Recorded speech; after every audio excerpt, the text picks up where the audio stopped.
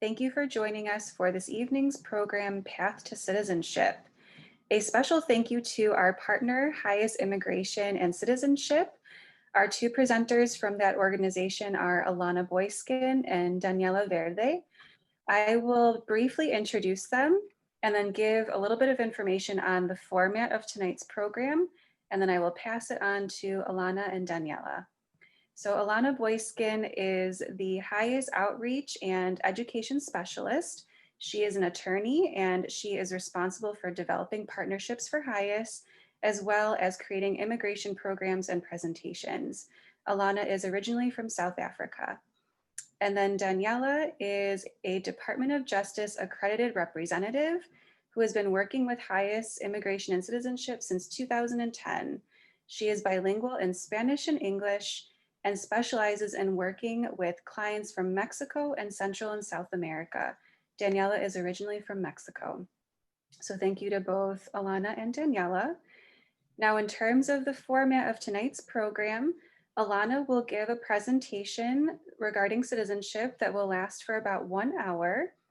And then at the end, she will answer questions along with Daniela. At any time throughout the presentation, you are welcome to send in your questions via the chat function at the bottom of the Zoom toolbar. Daniela will be taking note of all the chats, and if there are questions that she can easily answer in the moment, she will do so through the chat. Otherwise, if there's a question that's a little lengthier, she will let you know, and then Alana and Daniela will fully answer that question during the Q&A. One other item I do want to note at this time is that this program is being recorded. And just for your comfort, so you are aware, anything sent through the chat will not be part of the recording. If you would want to actually verbally ask your question to come off of mute, then that verbal question would be part of the recording along with the answer. So without further ado, I will hand things over to Alana and Daniela. Thank you both. Welcome, everyone. I'm Alana Boyskin. Thank you so much for joining this evening, and a big thank you to Indian Trails Library and Jenny Reed for inviting Highest to present tonight.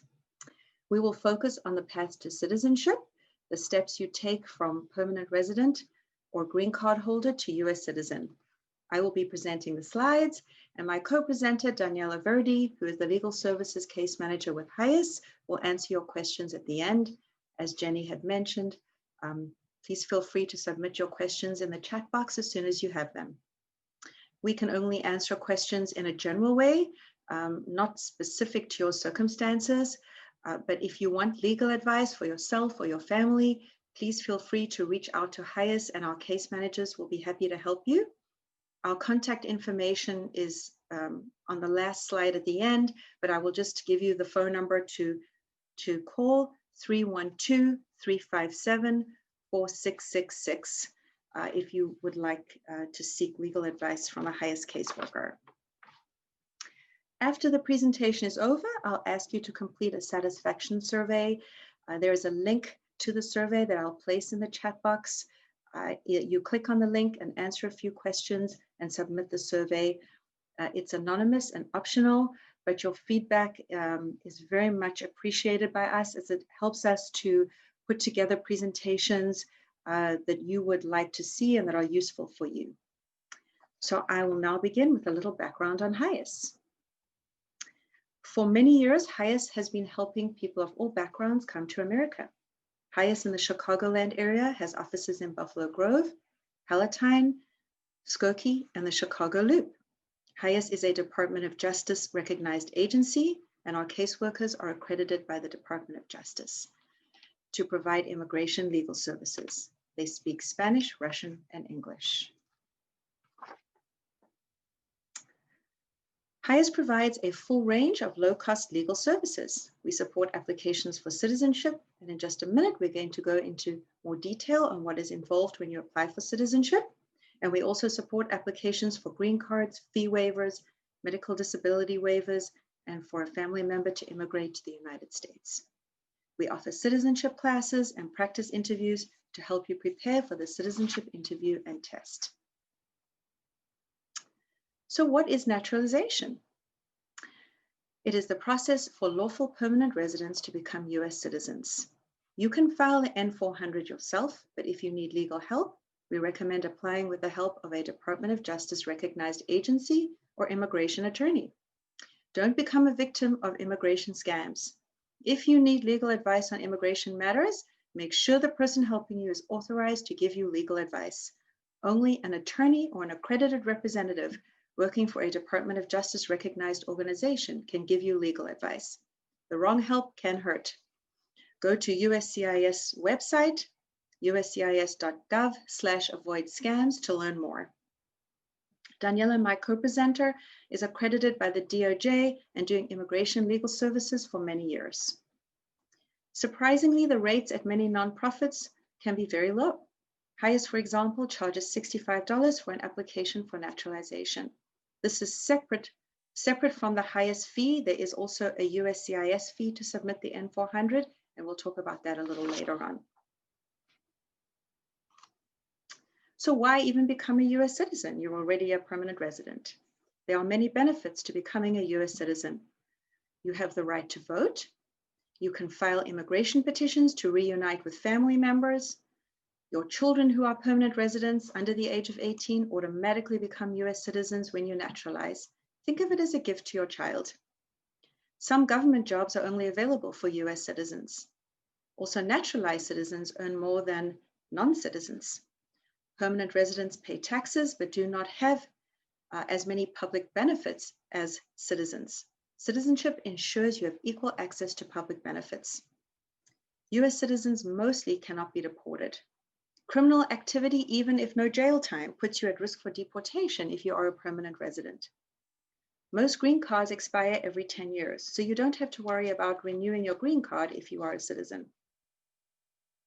Permanent residents' travel is restricted. US citizens have the freedom to travel without these restrictions and can stay abroad for as long as they want. Are you already a US citizen? Some people don't realize it, but they are.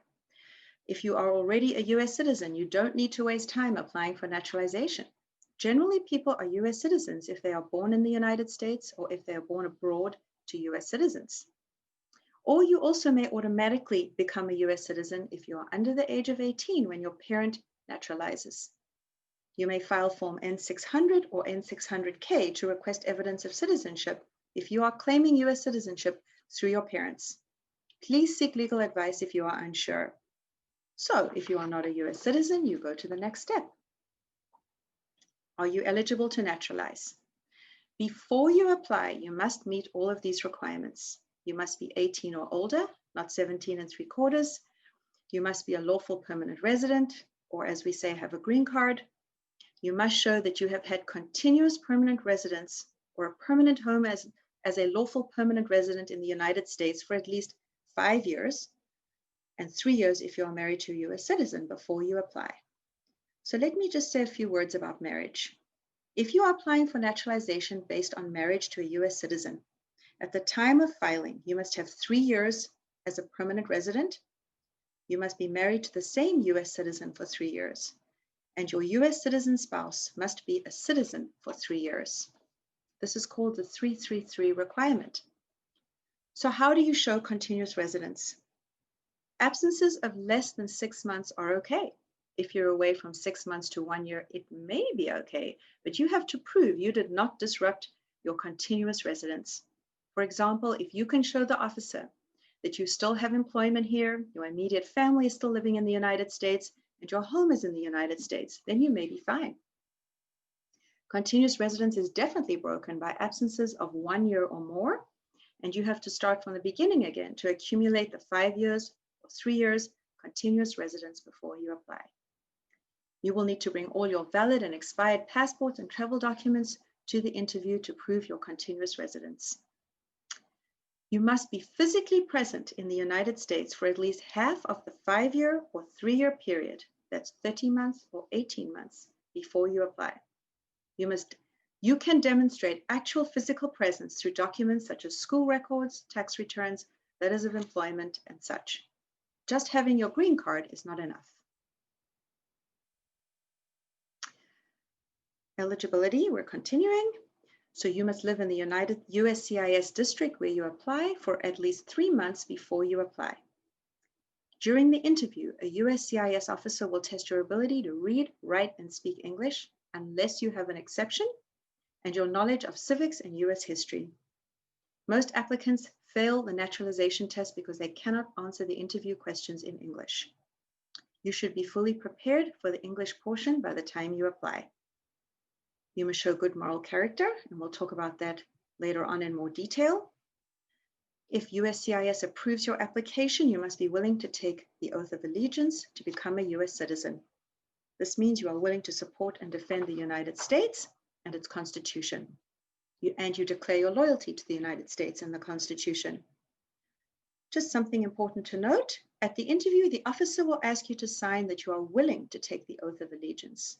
This does not mean that you have taken the oath. It only means you are willing to take it.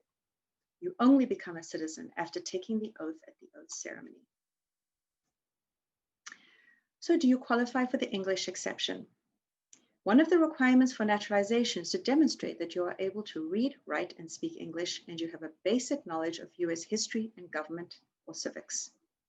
If you are eligible for one of the exceptions listed on this slide, you do not take the English reading, writing, and speaking test, but you still must take the Civics Test and answer questions about your application in your language of choice.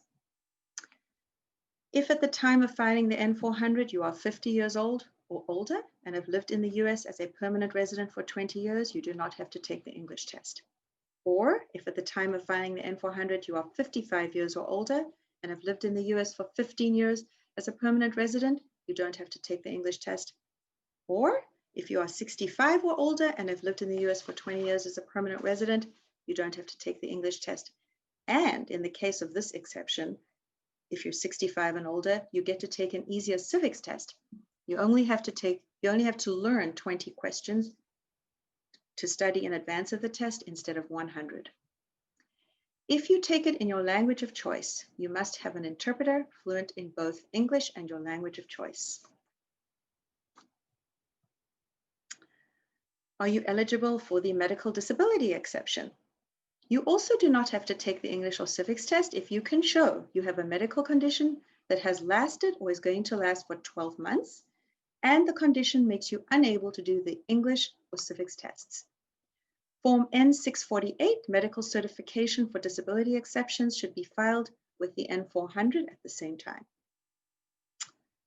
Only medical doctors, doctors of osteopathy, or clinical psychologists licensed to practice in the US are authorized to certify Form N-648. Before certifying, they must have conducted an in-person exam. The medical professional must answer all questions on Form N-648 fully and accurately, must clearly establish how the disability makes you unable to take the English and civics tests. Illiteracy or being unable to read and write English does not qualify for an exception. So who should not apply for a medical exception? So if you have applicants who can satisfy the English civics test with reasonable accommodations do not need to submit Form N-648. Reasonable accommodations include sign language interpreters, extended time for testing, and testing in a special location. If you are requesting an accommodation, you can show that on Part 3 on the Form N-400. So if you have a disability, but you can still take the test with a reasonable accommodation that you can arrange with USCIS, such as the ones I just listed, you don't need to apply for a medical exception. You must apply for an accommodation instead. The decision on your Form N-648 will be made at the time of your naturalization interview. If the officer accepts your Form N-648, they will conduct the eligibility interview in your language of choice with the use of an interpreter and will not test you on English or civics. If your N-648 is denied, the immigration officer will proceed with your interview as if you had not submitted your Form N-648, and you will be tested on English, civics, and so forth. You can choose not to continue. However, your refusal will count as a failed attempt to pass the English and civics test.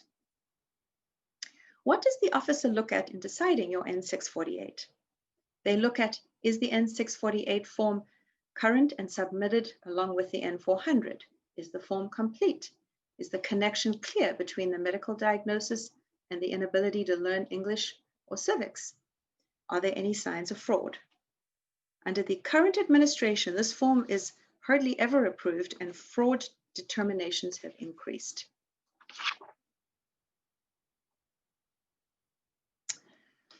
Do you have good moral character? You must show good moral character in the 5 years before your application and up to the time you take the oath of allegiance. The officer may even review your conduct prior to the 5 years. Here are a few examples of conduct that will prevent you from being able to show good moral character. It's just a few examples. It's not a complete list.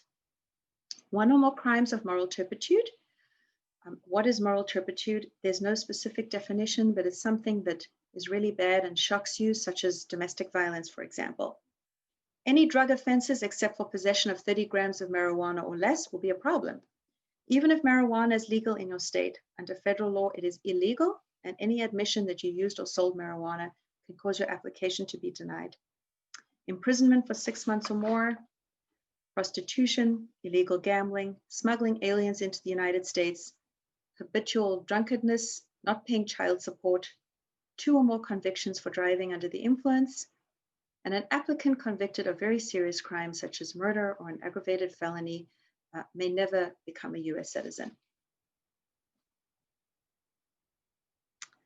When you meet all the requirements to become a US citizen, you then complete the Form N400 to apply for naturalization. You can find the form on uscis.gov/N400, along with instructions for completing the form. Or if you need help, go to a Department of Justice recognized agency or immigration attorney. Make sure you have the current edition of the form, which is dated 9/17/19 at the bottom of the page.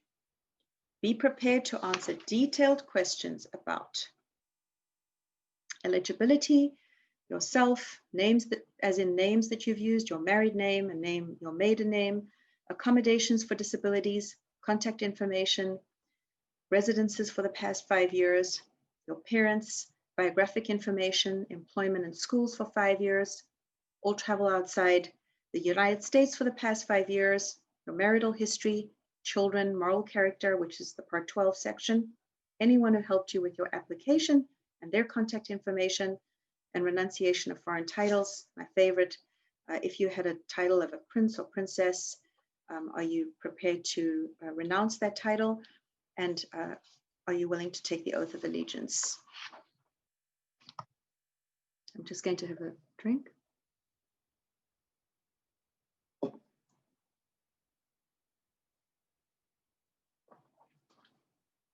Now we focus on Part 12, the moral character section. Please be completely honest about your past, even if embarrassing. The questions will ask you about US citizenship claims, foreign titles, legal competence, owing taxes, organizations you belong to, political parties, war crimes, general crimes, military units, lying for immigration benefits, removals from the United States, discharge from the armed forces, and selective service. These questions apply to your whole life. They ask you, have any of these ever applied to you? So it is not just about the last few years. A minor criminal offense might not impact your case, but lying about it will. USCIS can then deny your application and impose penalties. Okay, so Part 12 continued. Very important questions, numbers 45 to 50, ask if you are willing to support the US Constitution, take the oath of allegiance, bear arms, perform non-combatant services, and perform work of national importance for the United States. These questions must be answered yes, unless you can say you have a religious exemption or waiver. You can claim an exemption if your religious belief prevents you from being able to bear arms, which means use weapons, for example, and you will need to show evidence to prove that. The oath can only be waived if a medical professional states you are unable to take it due to a medical condition. Be prepared to explain the meaning of some of the words in the N400, so the officer knows you understand it, especially important in Part 12, which has many challenging terms. For example, Part 12, question number 10 asks, have you ever been a member of or in any way associated with the Communist Party, Totalitarian Party, or terrorist organization? An officer might, for example, ask you, what is totalitarian? You could say, using control over the freedom of others. Or the officer may ask, what is terrorist? You could say, using violence and threats to intimidate others. Or what is communist? You could say, a society where everyone is equal and the workers own everything. Required evidence. Along with completing the questions, you need to submit evidence with your N400 and bring that evidence to the interview. It is a good idea to keep a folder organized with all of your documents that you will need and bring that to the interview. All this information is listed in detail at uscis.gov/N400. You click on instructions. I have just a few examples, but it's not a complete list. A photocopy of your permanent resident card, front and back, accompanies your N400 application, and you bring the actual card to the interview.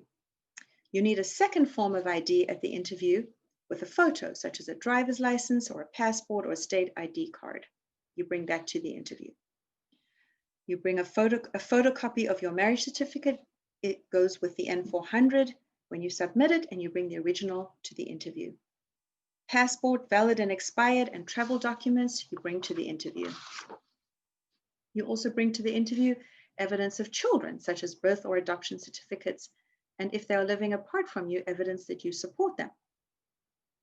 You bring tax returns and overdue taxes to the interview, photocopies of those returns filed with the IRS for the past 5 years or 3 years if through marriage. For the selective service, if you are a man between the ages of 18 and 26, living as a lawful permanent resident in the United States, you must register for the selective service and provide proof of your registration to USCIS. If you are between 26 and 31 years of age, you must provide proof that you registered with the selective service when you were required to do so. If you have ever been arrested, detained, anywhere in the world for any reason, with or without charges, you must bring all reports connected with the case and that show the disposition of your case. Documents must be originals or certified copies. Documents and fees. Include required evidence such as the photocopies that we just talked about, supporting documents such as the Form N648 medical certification. That's just an example of one supporting document you might include. For now, the filing fee is $640 for the N400 application, and the biometrics fee is $85 for a total of $725. Also for now, you may still be eligible for a full fee waiver or fee reduction. USCIS recently tried to significantly increase its N400 application fees to almost double the current fee and to eliminate the fee waivers and fee reductions that it has always offered. However, they were blocked from making these changes at this time. USCIS may increase its fee at any time, however, so we recommend applying as soon as you are eligible to take advantage of the current lower fee.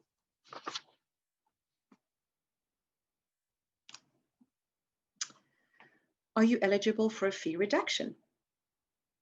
Your household income must be greater than 150% and not more than 200% of federal poverty guidelines.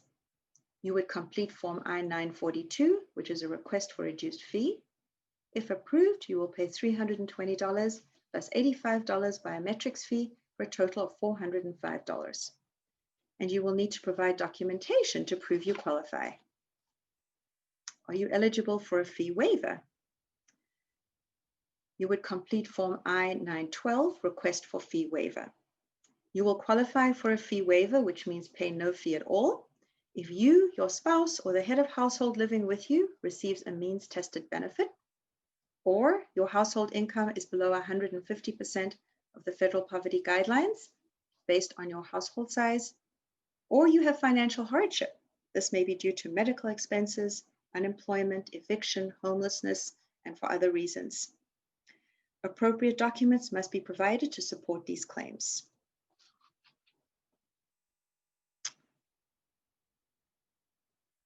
So here are the income guidelines for fee reduction waiver. The household size column on the left and the corresponding income guidelines to be eligible for fee reduction or waiver are on the slide. These guidelines are effective as of January 15th, 2020 and updated annually. So let's do a couple of examples. For a household size of 5 people, the fee reduction example. To qualify for a fee reduction for the N400, you would need to show your annual household income is greater than 150%, but not more than 200% of the federal poverty guidelines at the time you file.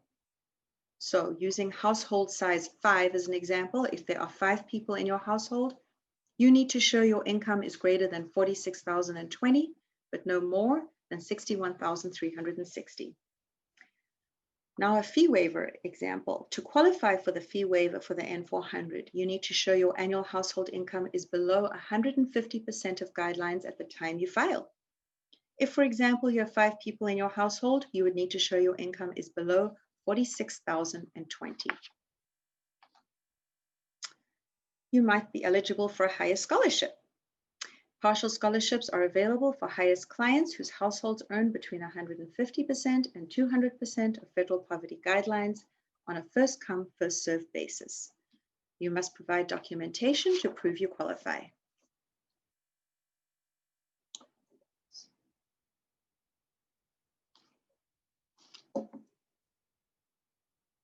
Submit Form N400. USCIS is moving away from paper. You can complete and submit the N400 online, or you can do it via postal mail. If you do it online, you must create a free USCIS online account at myaccount.uscis.gov and file it online. Include your application, supporting documents, and fees to USCIS, and keep copies of everything. Any N400 not accompanied by correct fees or not fully complete or unsigned will be rejected. Once you submit, you will get a receipt notice in the mail from USCIS. You can check status of your application by going to uscis.gov. Keep your receipt notice and all other notices from USCIS in case you need proof of receipt later on.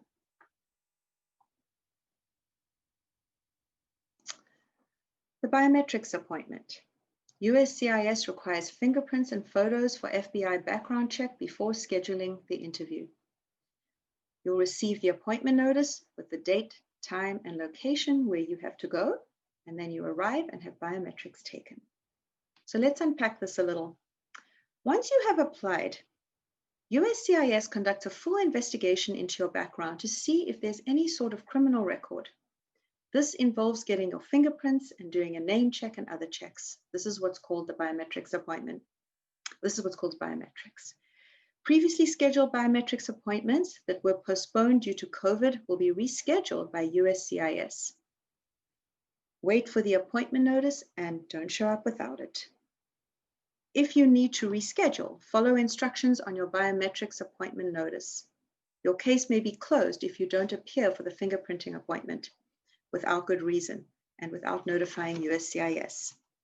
As a result of the background check, the immigration officer at your interview will have a listing of any prior arrests, DUIs, and such. So no point trying to hide anything because they will have it all there in front of them. Scheduling your interview. After your biometrics appointment, you can expect to receive an appointment notice for your naturalization interview. The time from the application to the interview is now unpredictable due to the pandemic. USCIS field offices are now open after being closed for some time due to COVID. We do know that as well as having to reschedule interviews postponed due to the shutdown, field offices will be scheduling fewer interviews to allow for social distancing and cleaning offices. So it may take longer to get an interview than before. Wait time from application to interview could be a year to 18 months, but we really are unsure at this time. If you had a previously scheduled interview that was postponed due to COVID, USCIS will send you a notice of the new appointment time.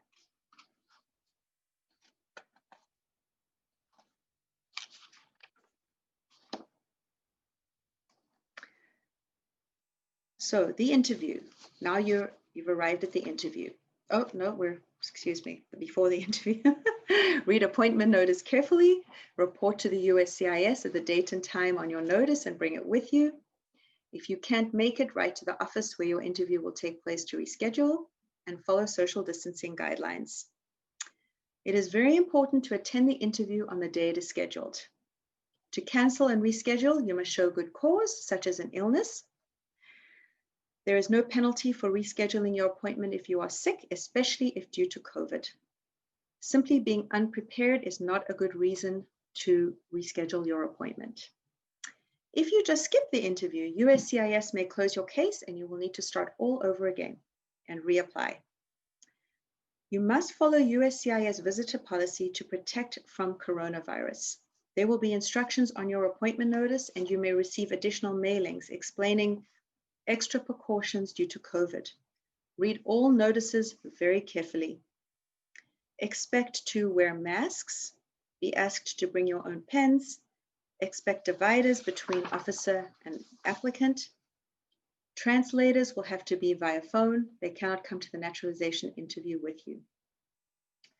You can be accompanied in person by an attorney, a parent, legal guardian, or a trusted adult if the applicant being interviewed is a minor, immediate family members listed as dependents, and an individual providing you disability assistance.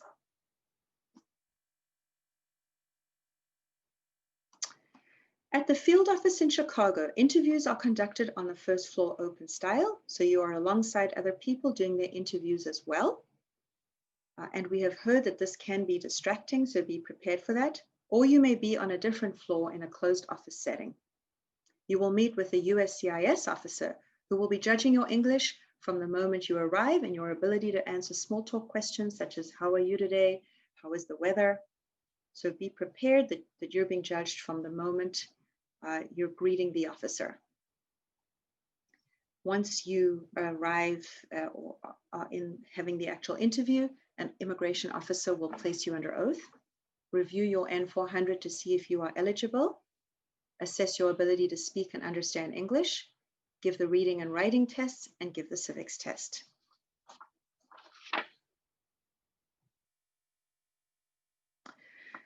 USCIS is using tablets or iPads with a stylus to administer the reading and writing tests and for signatures. So be prepared for that. They will use paper on a case-by-case basis. So for the reading test, a sentence will appear on a tablet and an immigration officer will ask you to read it. You need 1 out of 3 correct to pass. You get a maximum of 3 chances. For the writing test, several lines will appear on a tablet and it will look like a piece of paper. The officer will read a question out loud and the applicant will write the sentence on the tablet using a stylus. Again, you need 1 out of 3 correct to pass and you'll have 3 chances. The civics test.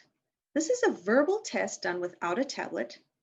During the naturalization interview, applicants will be asked in English up to 10 questions from the list of 100 civics questions. You must answer correctly 6 out of the 10 to pass. Now, if you pass the reading, writing, and civics, that does not mean USCIS will approve your Form N400. You still have to prepare for the speaking portion of the naturalization test and meet all the other naturalization requirements. And this is the part most people struggle with, and if people fail, it's the part most people fail. The speaking test occurs during the review of your N400 application. The officer will review the written responses you provided on your N400 and will ask questions to confirm your responses. Prepare yourself for the English speaking test by making sure you understand each question on the application and can respond appropriately. You may be asked what certain words in the application mean, as I mentioned earlier, but it could be, for example, what is oath, what is truth, and the Part 12 terms, and we suggest studying and preparing for this in advance. You have demonstrated an ability to speak English if you generally understand and can respond accurately to the USCIS officer. You certainly don't need to be have perfect English. Applicants may ask the USCIS officer to repeat or rephrase questions during the naturalization interview. And it's important to remember that if you don't understand, feel free to ask someone to repeat or rephrase. Generally, the whole interview on average may last about 20 minutes, but that is specific to each individual.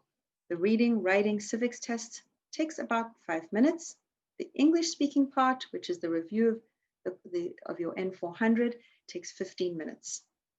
Again, most people, if they fail, it's because of this English speaking part.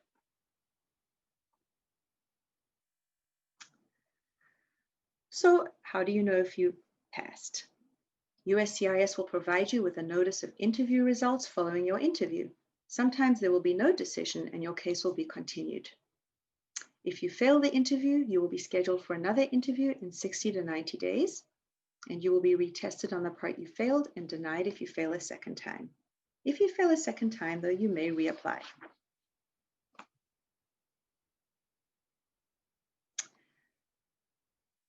You will receive a written notice of approval or denial of your application. If denied, there will be an explanation, and then you may appeal this decision. USCIS has 4 months from the date of the initial naturalization interview to issue a decision.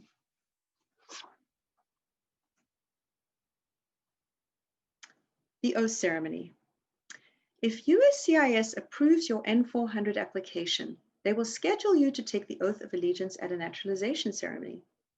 You will receive a notice in the mail with the date, time, and location of your scheduled naturalization ceremony on Form N445, called Notice of Naturalization Oath Ceremony. You may also receive additional instructions from USCIS, particularly pertaining to COVID guidelines. Please read very carefully. If you cannot attend, return the notice to your local USCIS office along with a letter requesting a new date and explaining why you cannot attend the scheduled naturalization ceremony. Currently, due to COVID-19 in the Chicago office, USCIS is scheduling far fewer people for each ceremony. Each ceremony may only last as little as 5 minutes, whereas before it used to be 1 hour. No guests are allowed unless it is a person providing disability assistance, and you would need to wear masks. Failing to appear more than once for your naturalization ceremony may lead to a denial of your application. You will need to return your permanent resident card to USCIS when you check in for your naturalization ceremony, and you will become a naturalized citizen after you cite the oath of allegiance.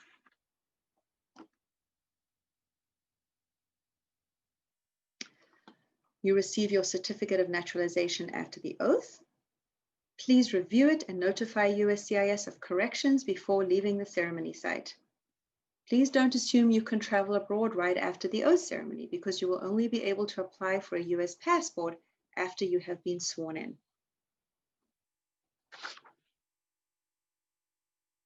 Other important information: if you change address, you must notify USCIS if you change your address after filing Form N400 within 10 days of your move. You go to uscis.gov/address change.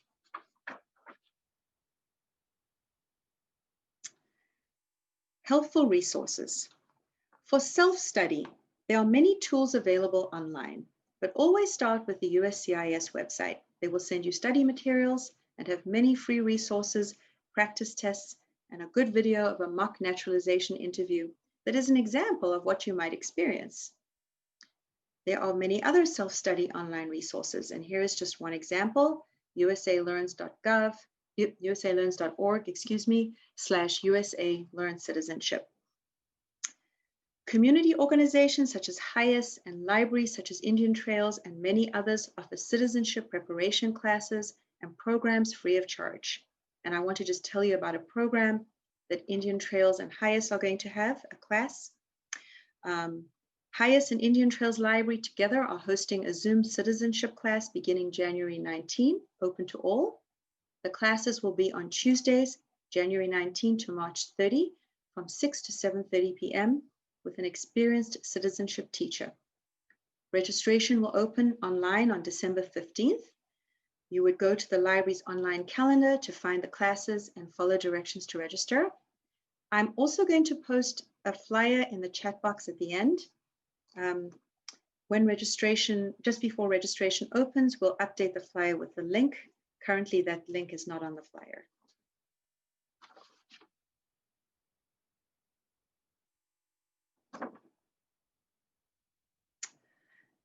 And now we have completed the presentation portion, and I would like to hand it over to my colleague Daniela to answer your questions. Please remember, if you would like more information relating specifically to yourself or your family, feel free to reach out to HIAS. Our contact information is on the slide. And I will also post our link to our survey in the chat box and the flyer that I just mentioned. So Daniela, it's over to you, and I will actually look at the, let's see, the chat box.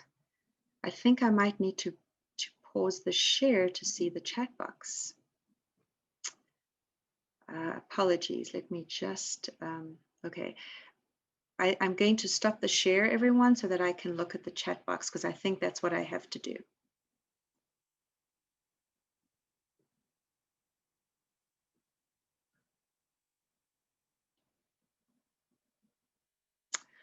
And I don't see any questions. So does anyone have any questions? We're happy to answer. Or Daniela, maybe if there's something you know that people typically want to know about, is there some questions that you always get asked that you might want to just talk a little bit about? Hello, everyone. Well, in case you may have a personal question about your case, or information is in the in front of you, our main phone number, the 312-357-4666. I also speak Spanish, and my direct line is 312-673-2762. Sometimes clients have questions, but each case is different. But don't be scared. We are here to help you. And that's very nice that you are hearing all this important information. And then next step, you know what you are going to be doing. And we are here to help you.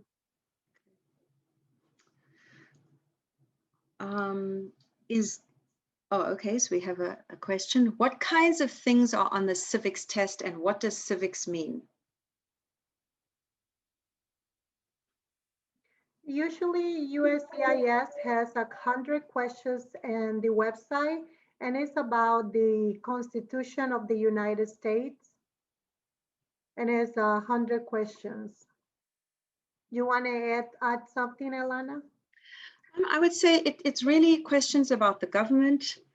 It's government, it's history, it's a little bit of geography, and then the civics questions may be changed soon to some extent, but we're still operating with the current 100 questions, and you can also find those. They're readily available on the USCIS website.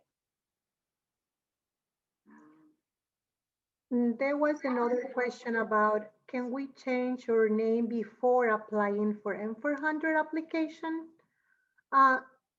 Like that I say, every case is different. If you just got married and you need to change your last name, we can do it in the application. If not, you can do it through the Social Security office location. But if you want to do it in the time we are going to be doing the application, it will be okay. It will be no problem. But after we do all that, just keep it in mind that you're going to have you're going to keep some time after you become a U.S. citizen, because you have to change all documents like the ID, driver license. You have to visit the Social Security office location to change all your papers, your personal information.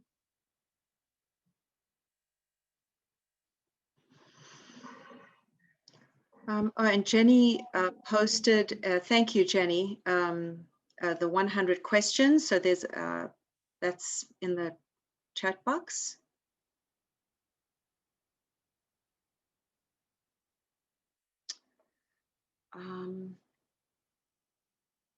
Yes, I think, Daniela, also, are there anything that you've learned in terms of like what current, due to COVID, I think it hasn't changed that much, right?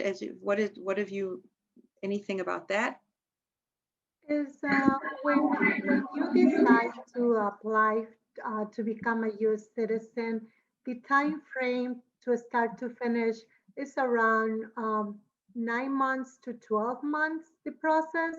But now, since the pandemic, everything is getting a little more time. The process will take between 12 to 18 months, and we are getting information day by day since everyone we got every day good new news. But don't worry about the process, because we are here to help you. After you contact us, we are going to be in charge to fill it out all the application for you. We send the application to USCIS, we fill it out all the forms. We are going to get instructions to you by mail, what documents you will need, like trips, getting in order your addresses, court dispositions in case you have been arrested, and we can explain everything to you in a phone conversation or an email.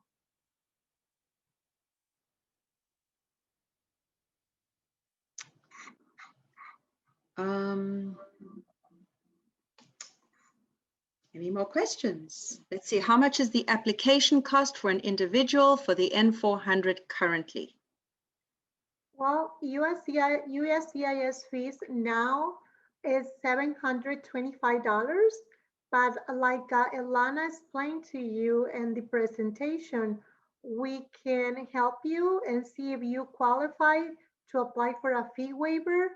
There is a form that that USCIS has on the website, and about depends of your income guidelines, or if you have a medical card from the state or any other benefits from the state. And the $725 is cover all the process, since you put in the application, the biometric fee, all the process, the interview, and the oath ceremony. Because sometimes clients think that they have to pay when they go to the biometric or for the certificate and the oath ceremony. But no, it's only one price. It's $725. And it's important to keep in mind that could almost double if in the future, and we don't know when. It could happen anytime, because it was supposed to take effect in early October, but a court stopped that because for various reasons. So we just don't know what the future is. So we're just encouraging people, if they're concerned about cost, to get the application in as soon as possible. One good question I heard asked, Daniela, was, do driving tickets count on your record when you're applying for citizenship? That's a very good question, Elana, because sometimes clients think that because it's a traffic situation, it's not going to be affecting, but because when the police stop you or arrest you, because sometimes was not a valid driver license in that time, it's better for you to prepare all documentation, and we can look at it, and we have a lawyer in our office, and she will review all documentation. But the DUI is the only one that is in traffic that can be affected, but all the clients are okay to apply even if they have a DUI. But first, we have to look at the court dispositions from every case. So it's important for people to have that. Correct.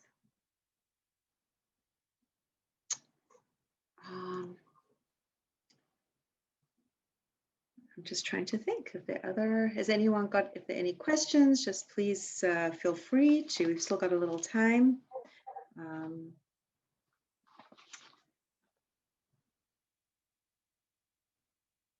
I think that just in terms of the documents, Daniela, I know you've mentioned to me that sometimes people don't have these documents. So it's really helpful for people to just make sure you try to collect your documents and have them together as, you know, to support your application. And then we have a question, where is Daniela's office? Now we are in Buffalo Grove office that is located in 135 North Arlington Heights Road, Suite 104. This is Buffalo Grove, but it's just for appointments. Yeah, so we're doing, someone can work remotely, use like an online like this with you, or they could use the phone, or they could do in person, but by appointment only, and following all appropriate social distancing guidelines, like wearing masks and that sort of thing. Correct. If a birth certificate is in a foreign language, should it be translated?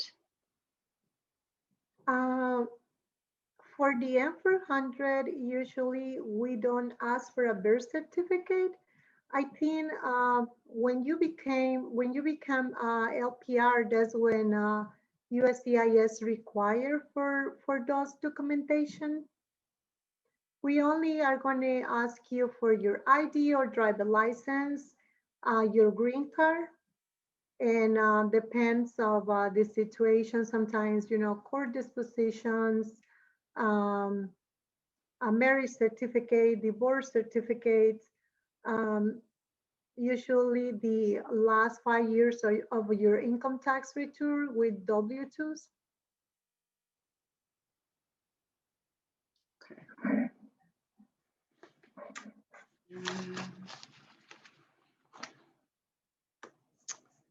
I think unless I don't really have anything else, unless, let's see, is there, oh, Jenny posted the list of highest offices and contact information.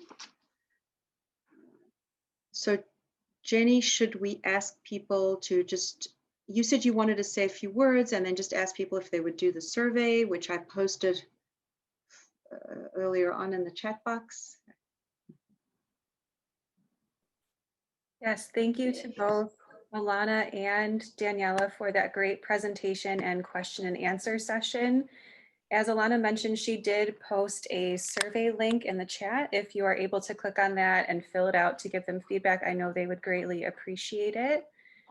And probably, I think it sounds like the best way to contact Highest would be to call at this point, since sometimes they're in the office, sometimes they're not due to different COVID precautions. So definitely feel free to reach out via phone to Highest staff, and they'll be able to get you set up to help in whatever way they can.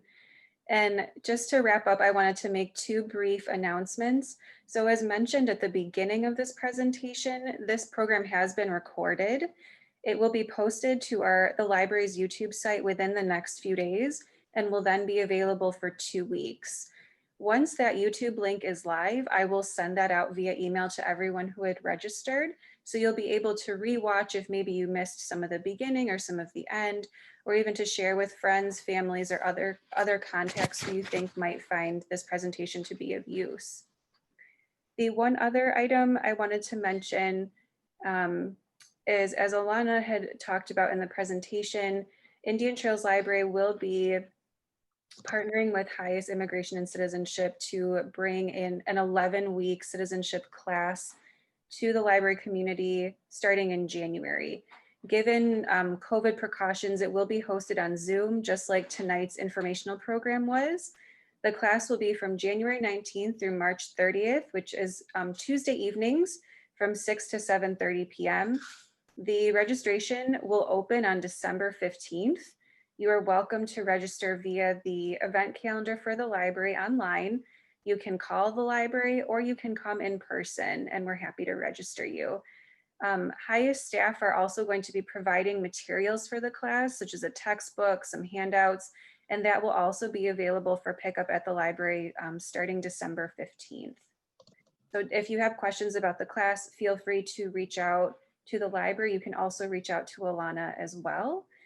And I think with that, those are the end of my comments for the program. Alana, were there any other chats that came through that you wanted to Yes. address? Okay, go right ahead. Well, a couple of things. Someone said, how can we get the presentation? So the recording will be on the library's YouTube channel. I can share the slides with you, Jenny. Is that okay? So that's, and then there was a question about will the 11-week class include English training also? We include ESL components only as it relates to the citizenship test.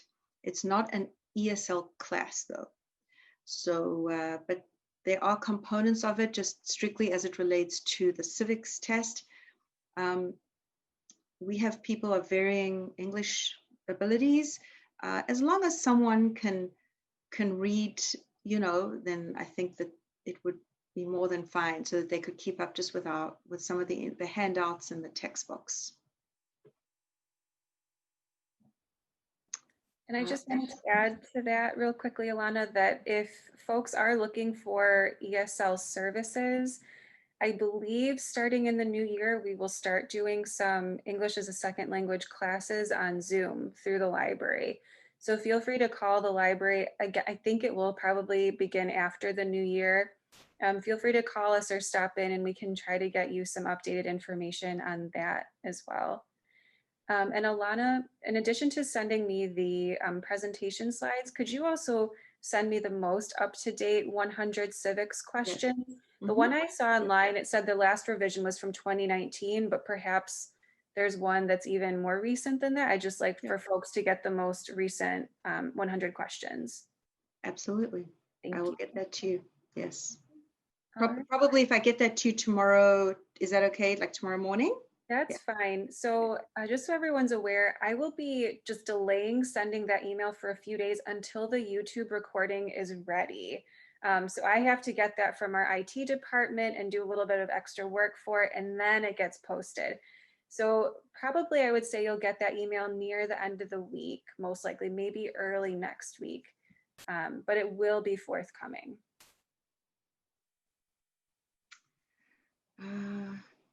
Just want to see if I missed anything. I think we got everything. Wonderful. Thank you again, Alana and Daniela, for the great presentation, the great Q&A. I hope that this helps everyone get their questions answered. And as I mentioned, definitely feel free to reach out to HIAS staff directly, to Alana, to Daniela. They can help you get set up with whatever you would need. Thank you. Thank you, Jenny. All right. Thank you, everyone. Have a good evening. Everyone. Good night. Stay healthy. Good night.